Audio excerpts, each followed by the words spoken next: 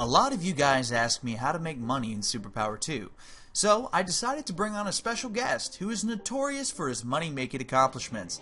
Introducing, for the first time on YouTube, Wilbur S. Pockets. Pockets, you heaving Dacian? Sorry, Wilbur. That's Mr. Pockets to you, Constable Bro. It's actually Commissar Bro, Wilbur. Oh, even worse.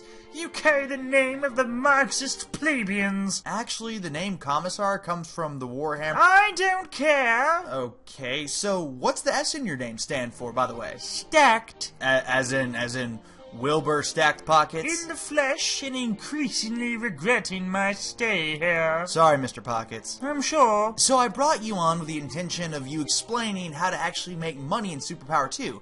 I know how you're really rich, so I thought this could really help my subscribers. If I must, it's hard enough to sit in this grotesque den you call a bedroom. Yeah, I guess it is a little messy, but let's just go ahead and move on to your tips and tricks. Well, first, let us take a look at the laws you have for this colony. This is Canada, Wilbur. Is that what they choose to call it now? What does Canada even mean? 'Twas perfectly fine when part of the Empire. As far as I'm concerned, it should have stayed that way. Okay, focus, Wilbur. I'd actually like to finish this today. Impatient and improper. Typical Marxist layabout.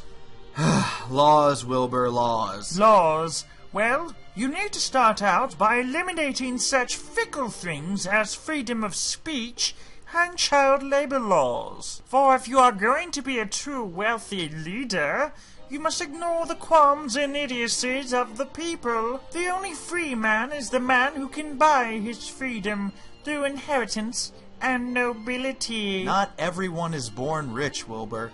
A lot of people have to work for a living. Plebeians, the lot of them. Also be sure to eliminate women's suffrage. Why shouldn't women be allowed to vote? Well, frankly, no one should be allowed to vote. Which brings me to my next point. The only true political system is that where there is a queen and a king. As such, we shall be changing this to a monarchy. But mechanically and with their nature, wouldn't a democratic society support the ideals of free trade and laissez-faire much more than a monarchy? Absolutely not! Then you have such idiotic things as competition. We would never want something so base. Also, how would you have nobility? There are defined classes that must be adhered to.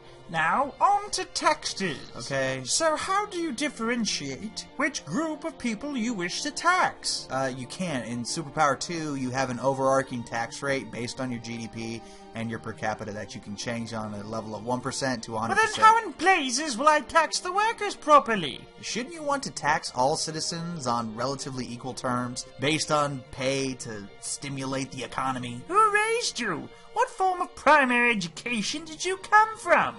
Obviously the rich should be untaxed, for they are those who build the factories and the textile mills which produce the goods. Because of their blatant import and fueling the economic system, they should be afforded a few luxuries like tobacco and French wines. The poor will spend their money inside the mills and the factory towns.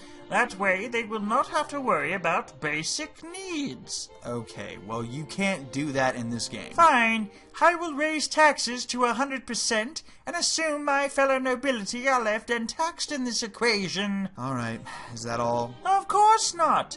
We've yet to actually look at your budget. I don't think we need to do that. So let us start with infrastructure. God. Well, with our nation, we will undoubtedly need roads to allow our goods to be moved to the market. The faster I receive my caviar, the better. Okay, that's actually something I can agree Throw with. all our money into propaganda.